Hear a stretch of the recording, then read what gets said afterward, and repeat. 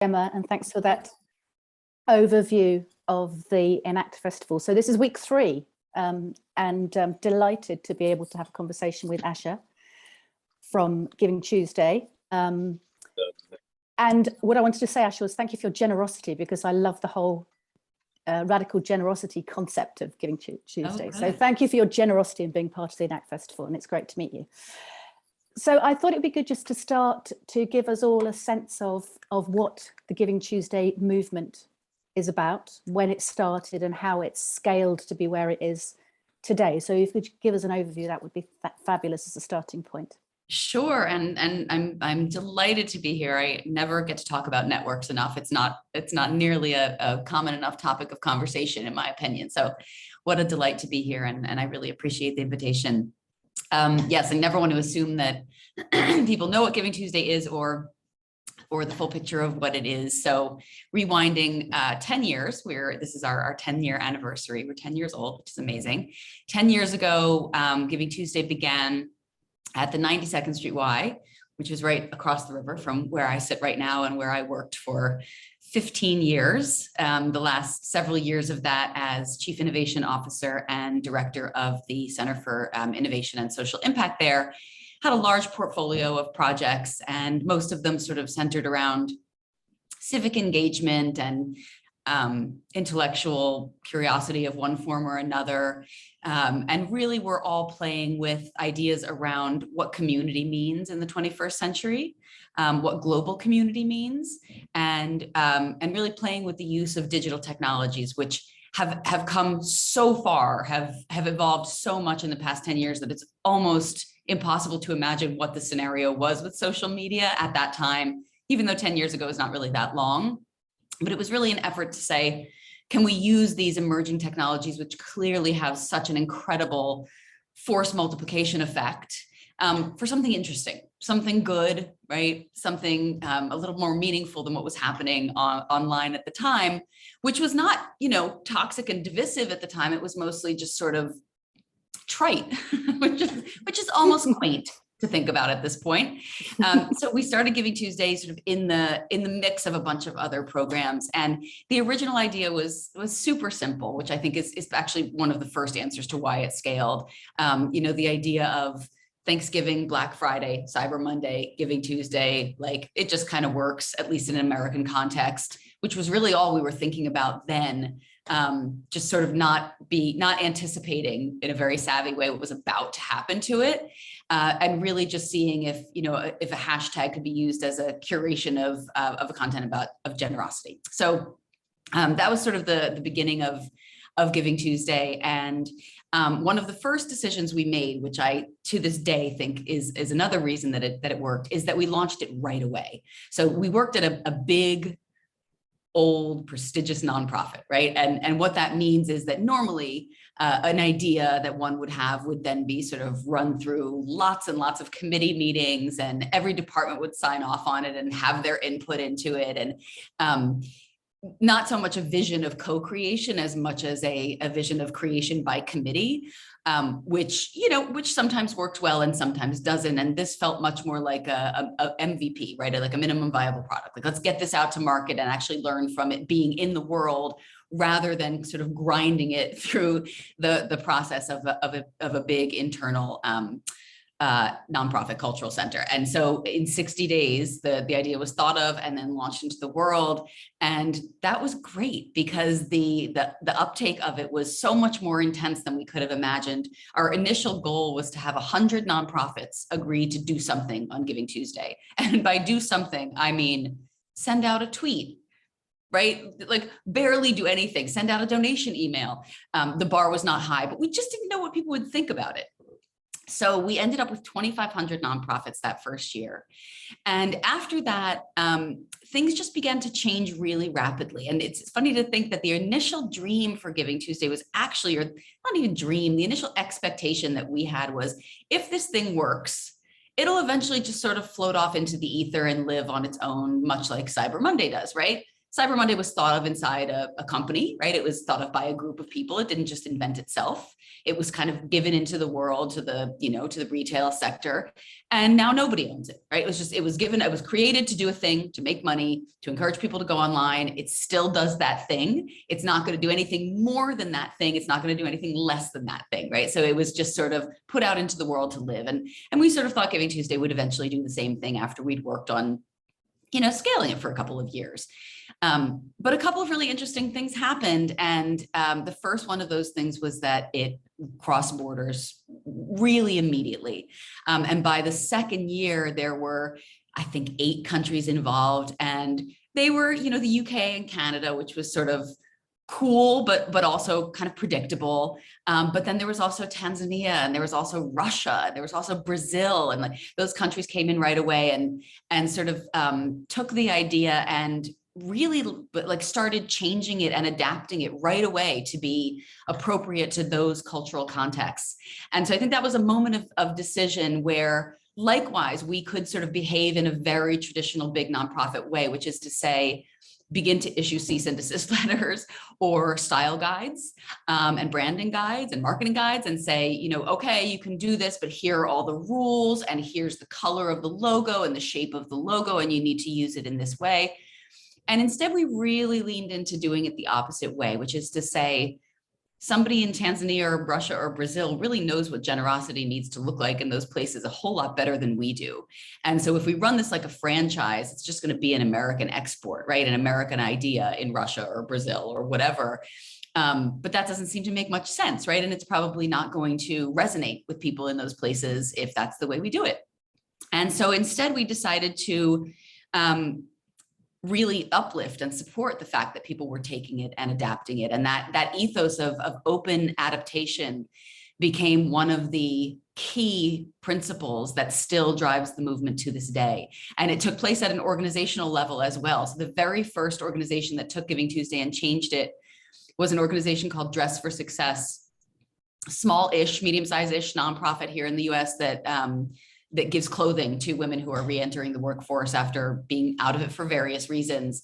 And they created Giving Tuesday around the idea of Giving Tuesday. Now, likewise, we were like, can people just take the name and change it? Can they just make rhymes out of it? Can they do their own thing? And, same thing, we said, yeah, great. Like, that's amazing. That's really creative. At one point, we also tried to get Mayor Bloomberg to proclaim the day Giving Tuesday, and we wanted New York to be the first day, the first city to proclaim the day. And literally hours before it happened, a small town in Kansas proclaimed the day Giving Tuesday before us.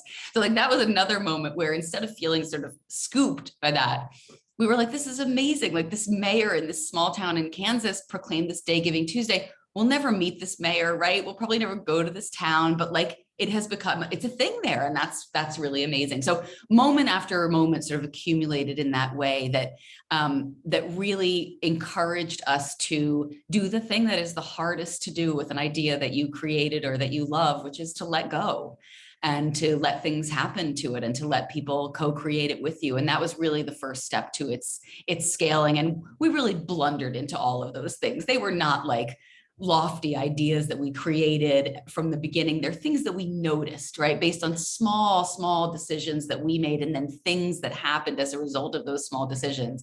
Now we can look back and we can sort of create a taxonomy around those things. And we can say, here are our top 3 or our top 5 guiding principles.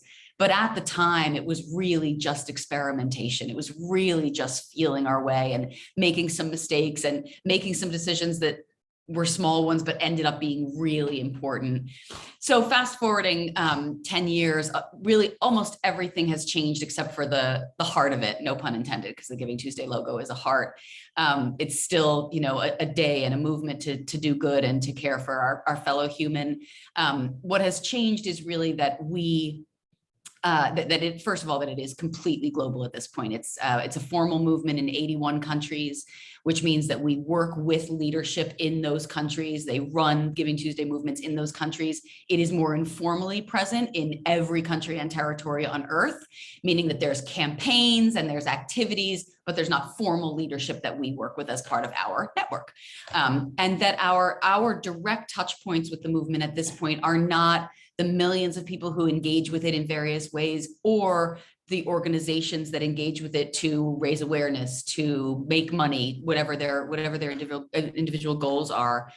Our direct touch points as a day-to-day organization are really the people, the leaders who make up the networks, who make up our global community of practice and push Giving Tuesday forward with a sort of unified vision of this unified vision of radical generosity, but that looking like many, many different completely unique adaptations around the world. And what we do is really exist to support and facilitate and convene and amplify the efforts of all of those leaders. So those are some of the ways that it has shifted radically in those 10 years. And the reason that we didn't end up letting it go a la Cyber Monday is because it seemed that it was capable of so much more, that it really was capable of having a powerful vision that people together could push forward, rather than being let go into the ether, where it might continue to do some good fundraising work, but was probably not going to have much more of a narrative arc than that. Lovely. I love your enthusiasm and energy around it all, and it's amazing the things that have been achieved. So back to the context of the conversation today and the ENACT Festival, really. So you've described a network of leaders that you work with. Could you give us a bit more detail about how that network works? You know, the sort of day-to-day stuff, how it's formed, the support you give it. Then I'd like to go on really to talk about the successes of that network and what we can learn from the successes of what you've done. Yeah, so at this point, I would say there's a sort of global network, and within that, many, many sub-networks. And that doesn't look like people existing on a fancy platform. They're connected on WhatsApp, right? They're connected on Slack, they're connected on email, right? I would say of all of those, WhatsApp is by far the most active. And it's sort of, you know, again, it began as those 2 countries, then 8 countries, then youth engagement, and then Spanish-speaking countries, and then African countries or Latin American countries sort of breaking off to have their own sort of subgroups. And the way it works is really fairly informal and intuitive. I would say that what our role is in that network, and always has been, is sort of to, and I think this is really true of anybody who sits at the heart of a network or wants to, is to really decide what are the behavioral norms, what is the culture of that network, what do you want that to be, and then how are you going to make that happen? So for our network, what we want is for it to reflect its mission inward as well as outward, right? So anybody who works in the nonprofit world knows that the culture of an individual nonprofit is often not thrivingly healthy, right? It's not. It's a world that has many problematic aspects when it comes to internal creation of culture. Much of the time, that's also tied to the fact that it exists to do good in the world. There's such a relentless focus on that, on the doing good in the world, that there's often not enough of a focus on doing good within the organization. So as a network, there's a real focus on warmth and trust and transparency and mutual support and accountability inside the network, even as we all exist to create this thing, to push forward this mission in our own ecosystems, in our own worlds. And what that means is that things like replicating each other's successes, right, is really important, and supporting each other regardless of where we're from. So there's no hierarchy based on a country's GDP or its relative power in the world or lack of power in the world. You know, if somebody has a good idea or a success, they're delighted when somebody else makes it work or makes it work even better, right? There's a complete sort of ease of communication between our leaders in India and Pakistan, or Russia and Ukraine, right? Even though the movements of those countries are very much about pride in place. So it's not sort of a movement that says like countries don't matter or place doesn't matter. It does matter very much to all of these leaders, but generosity matters more, right? So the mission of unifying us all through generosity is more than saying one country is better than the other, or we're not going to work with another country because our countries happen to be antagonistic toward each other. So the sort of day-to-day work is really driven forward by those people, right? It's not driven forward by us. We're not telling them what to do. We're not setting the rules, right? They're really set internally on an ongoing basis.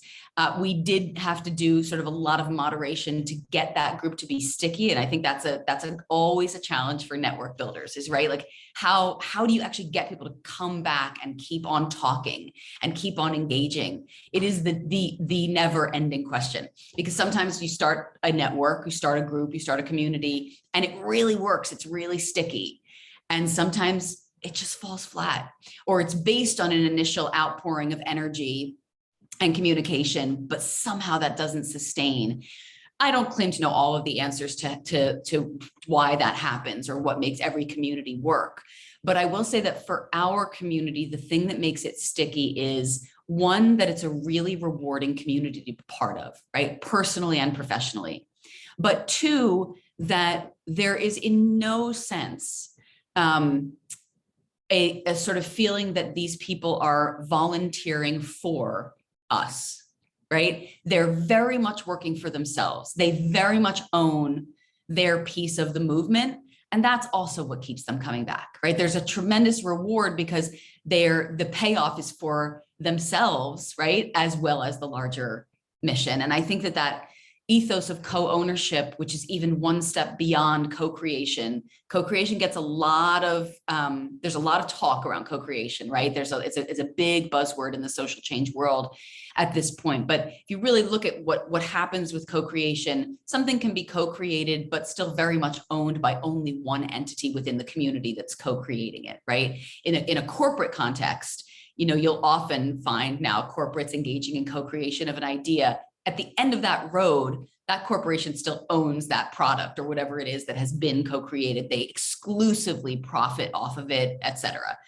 With co-ownership, it's different. It's much more of a fractal way of looking at a whole, that each part of us owns our piece of it completely. We have the autonomy to do anything we want with our piece of it. And that does involve a lot of the letting go. It also involves a lot more creativity and reward on the other end, because in a community where everybody has ownership over their piece of it, just imagine the exponential creative effect of that, right? There's no limit with how far it can go in a sort of starburst pattern.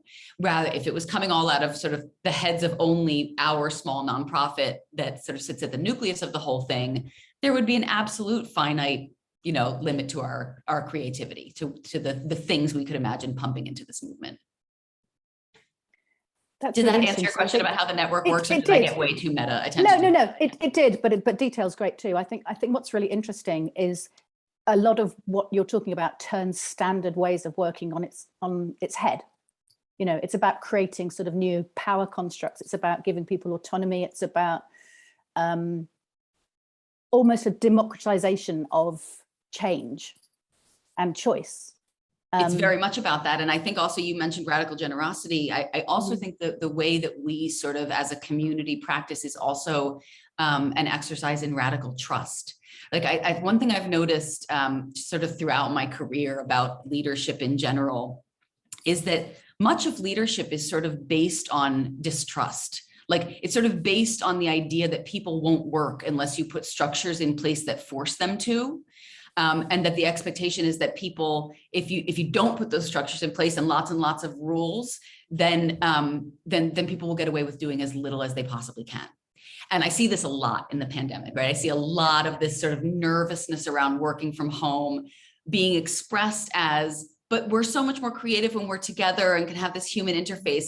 But what it really means is like, but how do I know what people are doing if they're not right in front of me? How do I know if they're really working? And for me, that answer is so incredibly clear, like either the deliverables are there or they're not, right? And that can happen if you're at home, and it can happen if you're separated from each other. But my experience also as both an employee for a long time, and I mean, not that I'm still an employee, but as somebody who's gotten more senior, is that the vast majority of people want to work hard on things that they really believe in. And so if you simply trust that they're going to do that, it builds that's the foundation for a healthy culture and for everything that's built on top of it. I trust every one of these leaders that they want to use Giving Tuesday to do good in their communities.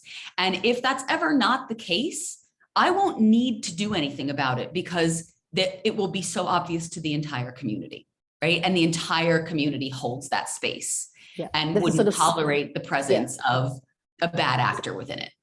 Yeah, because there's a sort of mutual accountability across the piece. Yeah. Yeah. And so in a way, why would somebody want to take an idea, say that they want to do good with it in their community, but somehow have nefarious aims? What would they possibly stand to gain, right? So this is a question that I get a lot, but what do you do about the people who say they want to do good but don't, or the people who are bad actors and want to use it in a selfish way? In 10 years, I just haven't come across that many times. Yeah, it's an interesting lesson, isn't it? Because most of the lesson is against risk.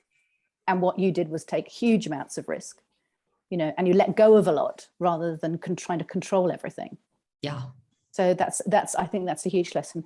You were talking about leadership. I think there's something around it being the leader of a network. So obviously, Giving Tuesday is a network of networks, effectively. But in that role, what have been your lessons as the organization has grown on a personal level in terms of sparking that moment and then managing it and managing your energy levels and building those relationships and forming what was the core of what the organization is about?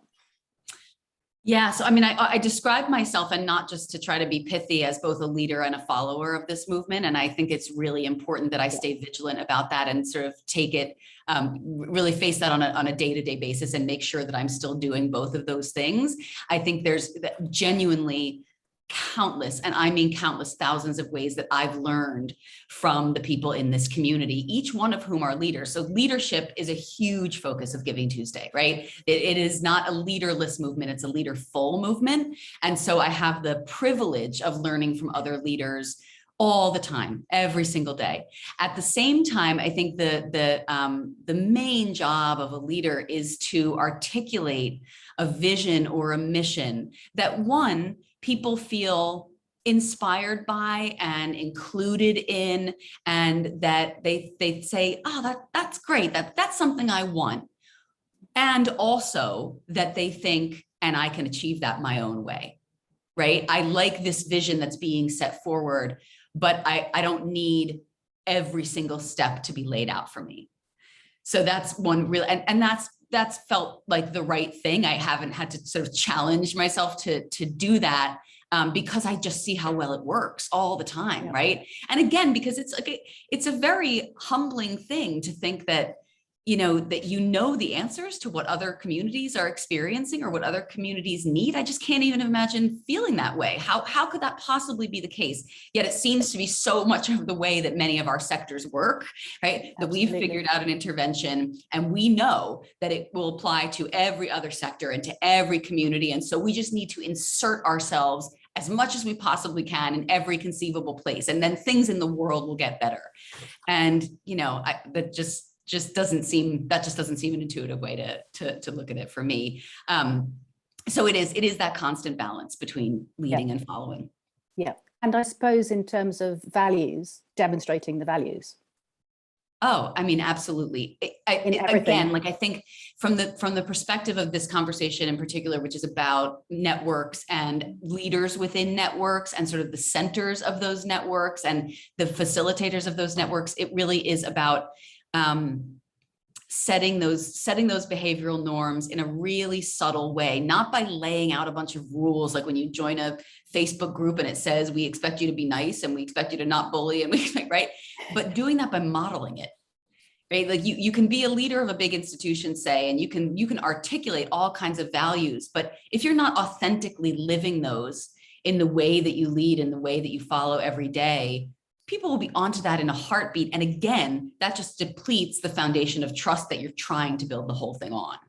Yeah. That's great. There are lots of questions coming in, but if people have got questions, is now a good time just to, Gemma, to give people, because I'm conscious that we're halfway through, so I want to make sure we've got enough time for questions. I do go on, don't I? No, but it's fascinating, and I'm sure everybody agrees it's fascinating. We have some great comments in already.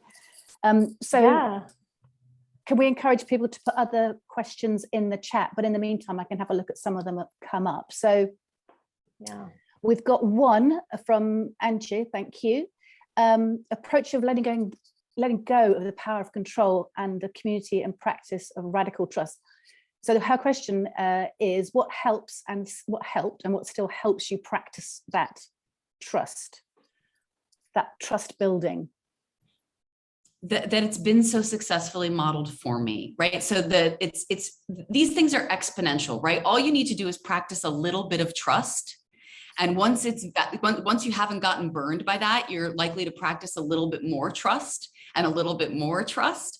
You know, I certainly, like, I'm a New Yorker, right? Like, I wouldn't describe myself as being naturally trusting. I mean, like, I'm not naive, right? Like, I certainly have my cynical and jaded side, but I think with Giving Tuesday in particular, you know, what I saw was just person after person after person who were entering this movement with the most authentic impatience for change and entrepreneurialism and sense of humor and low ego and natural team building and collaborative capacities. And so being like so inspired by the influx of those people and so honored to be in their presence, that my trust in them was validated so much over and over and over again that it just became easier and easier and easier to practice. Like, this is one way that I feel genuinely lucky to do what I do for a living, because I think what you do for a living in some way is confirmation bias, right? It in some way confirms your view of the world.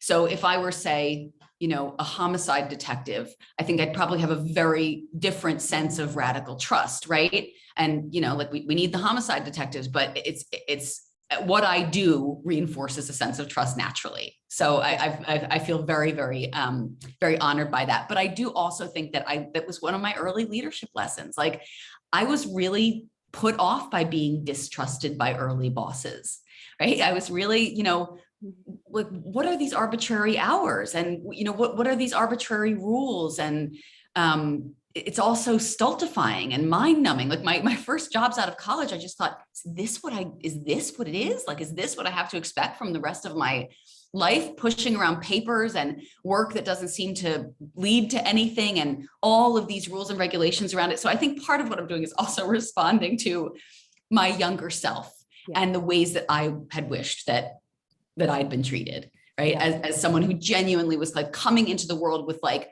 a real work ethic and real ambition and a real sense of wanting to do good, and being faced with sort of, here's a bunch of bureaucracy and here's a lack of trust, you know? Yep.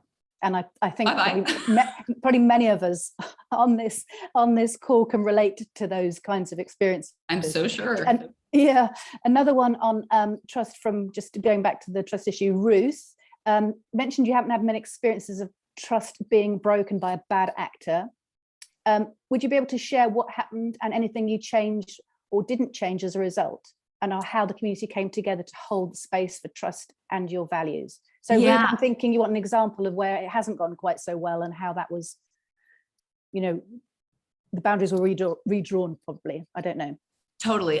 So I'm going to try to anonymize these stories as much as I possibly can. So some early examples were simply things like somebody would advertise that they were creating a concert for charity, let's say, on Giving Tuesday.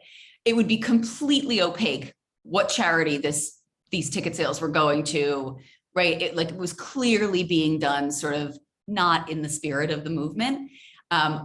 Other times, retail establishments would advertise on Giving Tuesday, like they were doing a sale for Giving Tuesday, like that was their idea of giving. Minor things. So the really cool thing that happened, even in early days, was that we did nothing.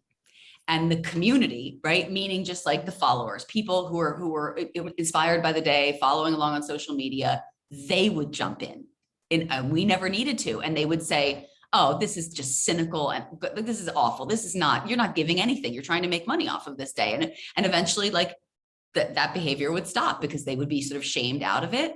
So we were like, this is amazing. Like if you build a strong enough community, that community itself will spit out the bad apple seeds, right? And you won't necessarily have to do it all the time. So again, like I started seeing NGOs who deploy massive armies of lawyers, right? Telling everyone to stop using their logo or whatever, as being like sort of utterly wasteful, because like, what are you achieving by that? What are you achieving by paying lawyers to stop people from doing things rather than using that money to meet your mission, essentially? More recently, we have, so the way that we work with different countries, for example, because everything gets a little more complicated when you're talking about doing it at an international level, and over half of our countries are global South countries and so forth. We have a process for people becoming Giving Tuesday leaders in a more formalized way, meaning in the way that they can sort of enter our community and be part of that community of practice that I'm describing, and really, sort of benefit from all the peer learning that happens there, the personal and professional support, the co-creation, the collaboration, all of the opportunities. Exactly, trolling for social good. That's exactly right. All the sort of opportunities that it presents to be part of that community. Like there's a big payoff to that, right? And so the process is not arduous. We simply make sure that we're working with the right partners, that they really understand the spirit of the mission, because we have very different ideas around branding and credit. And like, if you don't get it, then it's just not gonna end up working for anybody. So we really just try to have those conversations and say, like, this is how we look at, things like traditional ideas around branding and marketing. If we're sort of confident that we're working with, sort of aligned spirits, which come in incredibly different forms, by the way, many different kinds of individuals and organizations, has nothing to do with that. It has nothing to do with what sector they're coming from or how much relative power or capital they hold in the world. But sometimes somebody will sort of just anoint themselves a leader, and that it's fine to take part in the movement and to be as robustly engaged as possible. But being a formalized leader in the sense of being the hub, the convener for an entire country is a slightly different thing. Yeah. So and the same thing has happened. We have ended up not really having to do anything because the surrounding countries will often band together and decide what to do and have a conversation with the actor in question. And so far the problem has gone away as a result. Yep. I'd encourage everybody, if they haven't seen it, to look at the multiple brands that are used by all the different networks under Giving Tuesday, because it's incredible. Because the only issue is the whole image, but the way that's interpreted is up to whichever organization is doing anything, whichever part of the world. And I think it's a fascinating lesson in actually letting go creates much more than holding on to specific things. So I really encourage you to take a look. We've had some specific questions. A good example of co-creation, co-ownership that you've seen. Is there something you can highlight? Let's look at it as co-creation rather than co-production. Yeah, oh my God. Co-ownership. So the amazing thing is that this literally happens every single week in our world. So like, I'll give a couple of examples, but just keep in mind that these are like microcosms of something that just happens exponentially. So we run a fellowship program called the Starling Collective, which is a very kind of non-traditional type of fellowship that really aims to support very, very grassroots change makers who are working on generosity or social justice focused projects in their own communities. So dozens of different countries, huge age range, lots of different languages, that sort of thing. This year, a bunch of our fellows came together across borders to create completely separate projects together that were not part of their work with the Starling Collective, right? So we had leaders from Manchester, from Ontario, from in Brazil, from Singapore, that come together to create a whole campaign around the giving of talents in local communities to ease problems around loneliness and isolation, right? Like that only happened because they came together to do a thing. They liked each other, they liked the thing. they wanted it to go on. They didn't want it to end. And so they co-created this whole separate campaign that they're going to roll out around Giving Tuesday to like leverage the platform, but that doesn't have anything to, we're not the driver of it in any way at all. Another example is youth engagement. So we started a youth engagement program called Giving Tuesday Spark. That's actually a lie. It was started by a little girl in Oakland, California. She DM'd us on Instagram and said, do you have a Giving Tuesday Kids? And if not, could I start it? Right there is like the most amazing example of entrepreneurial leadership. And we said, absolutely. And it ended up being so amazing that and this is sort of what we do, we see something that's happening organically. And if it's really meaningful and rich in potential, we'll use some of our fairly limited resources to support that thing and to get more involved in it. And now Giving Tuesday Spark has crossed borders so that it's robust in a dozen or more other countries, and the leaders of those countries create those youth engagement opportunities together and again adapt them uniquely to their own place. And examples like that just happen over and over all and the over time. again. Yeah.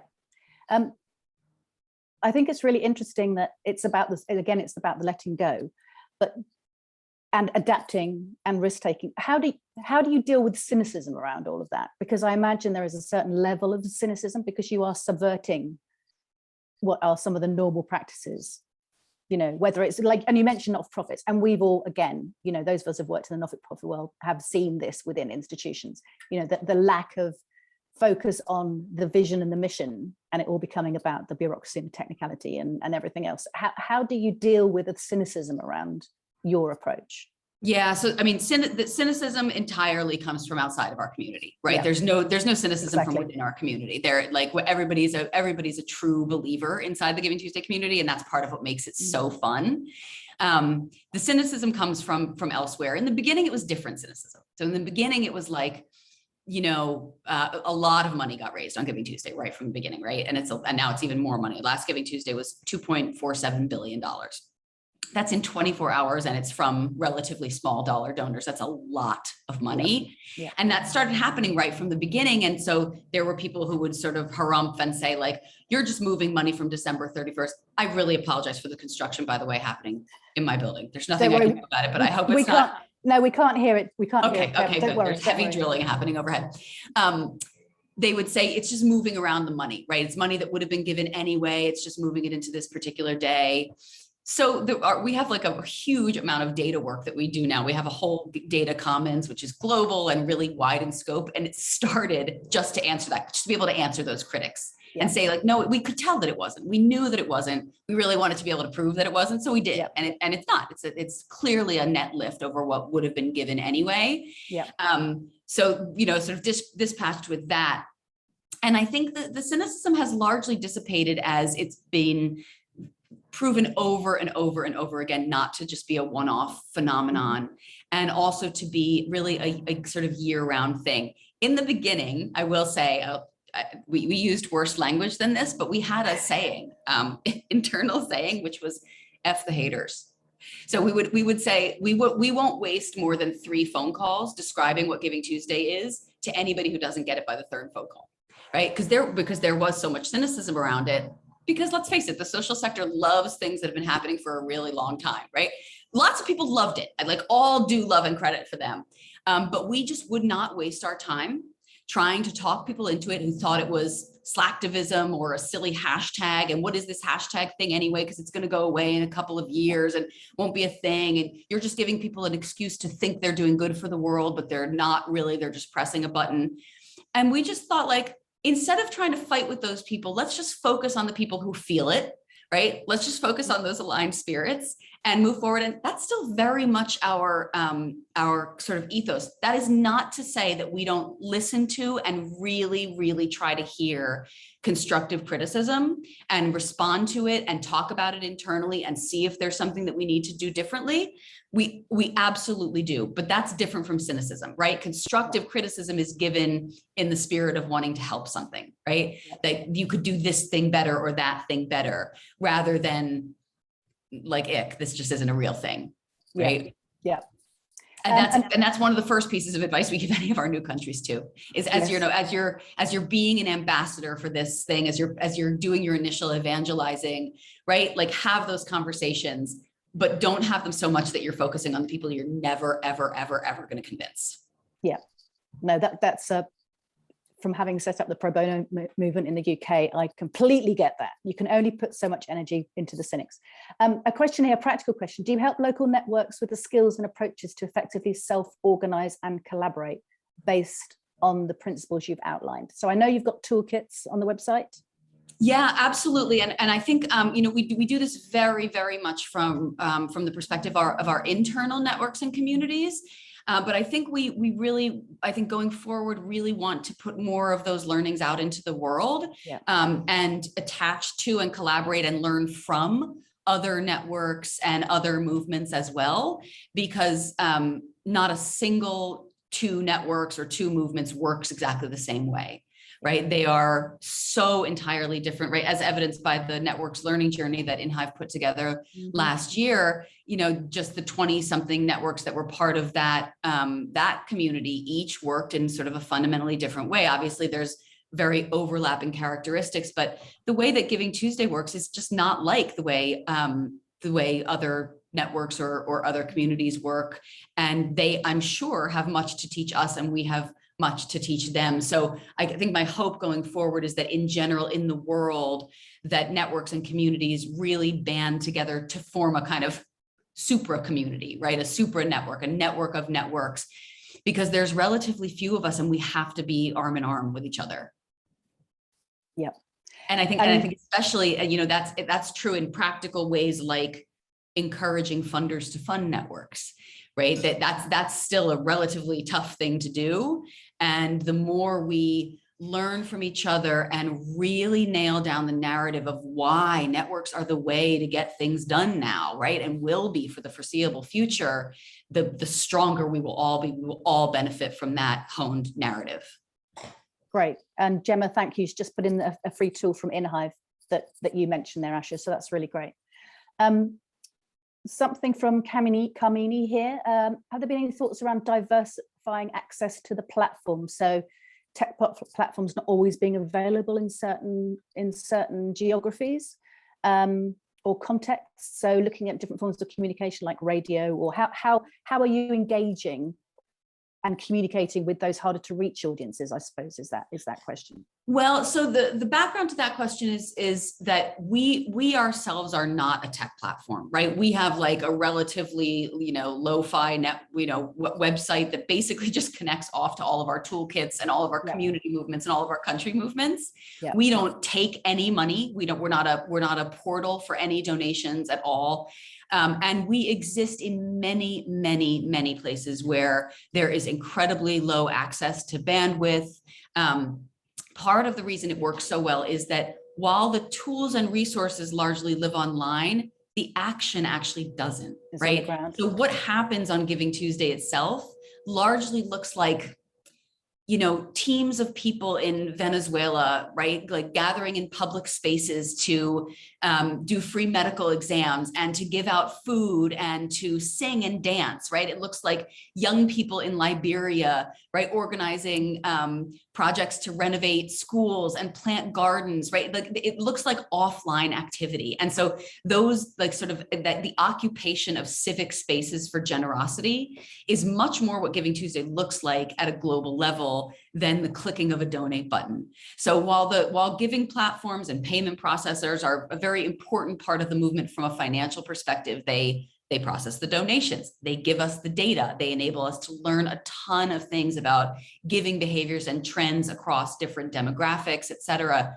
The actual action is different. It's largely happening offline, right? It looks like people creating little free pantries in their community to make sure that everybody in their community is fed. It looks like mutual aid networks and projects, right? Like it looks like communities sewing masks together. Like I could go on and on and on. Like you get the point. It's not a movement that requires sophisticated access to technology, and that's very much by design. That said, inclusion is a huge part of what we think about on a daily basis, and so our leadership strategy is called hand raising because we don't outreach to people to ask them to lead a Giving Tuesday movement. We wait for them to come to us. We do that because we've learned over the years that that's what works, right? Somebody simply emerges from the ether and says like, I live in a small town in Alaska and I want to create a Giving Tuesday campaign here, or I want to run all of Giving Tuesday, Estonia, whatever it might be, but they're raising their hands to do it. There's something about them as a person, as well as their place in the social sector that drives them to do it, right? And that's how we are a community of true believers, because you have to be one to even enter it in the first place.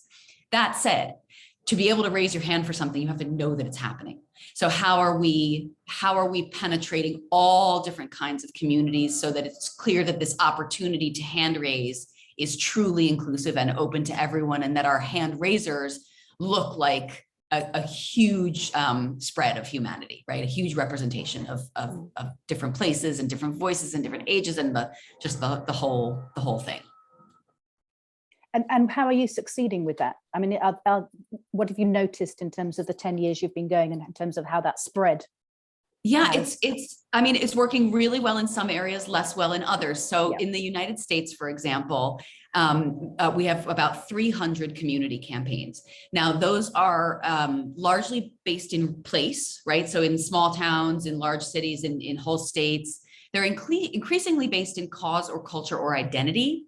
By virtue of that evolution, they are becoming much more inclusive, right? Looking much more different. The base of the community campaign leaders largely look like me, right? They're largely middle-aged white women, because that's largely who runs small and mid-sized nonprofits in the United States.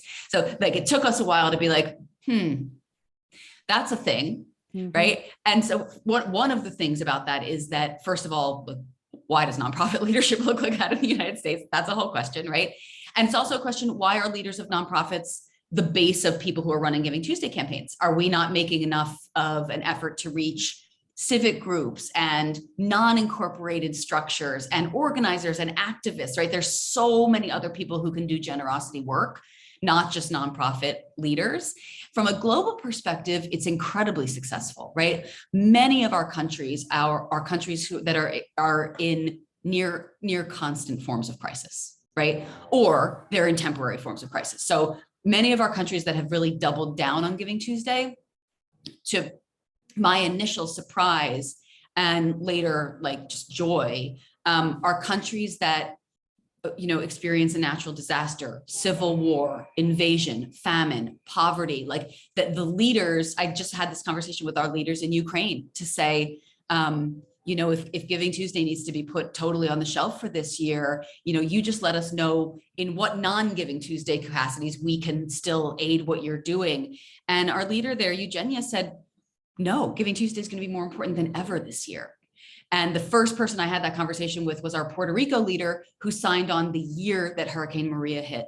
And I said the same thing, just start it next year. And he said, absolutely not. Like, we need it this year, more than ever. Now that evolution of Giving Tuesday being important in countries of crisis just gave me an entirely new perspective on what a generosity movement, a collective movement, can help achieve, right? That it can really bring people together in times of crisis, keep human connections strong, support civil society organizations, make it more likely that that things will be more resilient, that they will be not as bad as they otherwise would have been, right? If had generosity not been a focus throughout the actual maelstrom of the crisis, and not just afterwards in an attempt to make things better, if that makes sense. And that's really in the current moment that we're in, when crisis just abounds, it seems, in every corner of the world, more than in any of my previous 10 years with Giving Tuesday. I'm so sorry to say, that just gives us a whole renewed sense of purpose and urgency. Yeah. We've got a question from Curran about if you can say any more about how to find funders for networks and how you make your case. Yeah, I mean, luckily this got easier, right, over the course of the years that we had more success to point to. It was really hard in the beginning. It's also, I think, a lot more hip now, right, to talk about being part of a network. In the beginning, honestly, I can't even tell you the number of just blank stares I got when I tried to describe how this worked. One funder said, "It sounds like chaos."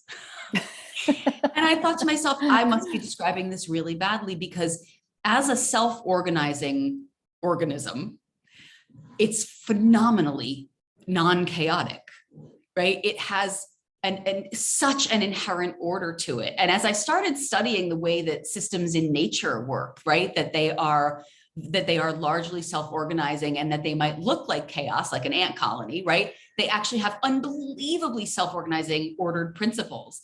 And the more I was able to describe us in that way, right? Like, no, this is not chaos in any way. And here's why it's not. Here are the norms and the values and the authenticity that guide it, that keep it coherent, that keep it interconnected. So being able to describe that was as important as being able to describe it drove such and such amount of dollars, right? So like, to me, those things are of equal importance. They're not of equal importance to everyone. And I really listened. I listened to the way other people describe their networks. I offer language where it's useful, and I ask to borrow language where it's useful. If someone has a particularly powerful way of describing the efficacy of their network that I think, oh, that's just the way we work, I'll ask them, can I use that in describing us as well? And of course, there is such there's such a drive on the part of all network leaders to have us all do better and have us all be better recognized in the world, both of funders and otherwise. But again, that's why I say we need to work together arm in arm to offer each other the very best language and the very best narrative that we can. Organized chaos, indeed. In fact, somebody, this wasn't a description of us, but one funder, I saw this on a slide, said, funding a movement is like asking us to fund a riot, right? Or we're not going to fund riots or something like that. And so we used the phrase global riot for generosity internally for a long time after that. Because again, like, it just betrays such a lack of understanding of how these kinds of communities self-organize, and confuses letting go with ceding any responsibility or control over what happens. And there's just like such a world of things in between those two things. Yeah, because you're not saying there is no responsibility or accountability. It's just done in a different way. So much of it, exactly. I'm really conscious we've only got 4 minutes left. Gemma, do you want to step in and do your sort of reflections piece? I suppose one thing I'd probably quite like to ask Asha before she leaves, if there was one piece of advice you could have given to yourself when you started, if you could look back from now to the time you started, what would it be? Oh, honestly, I think it would probably have been, don't have such imposter syndrome because you're the new girl in the room in the social sector. I had no experience with philanthropy. I had never, ever even heard the phrase social sector before. And so I really felt like I knew nothing.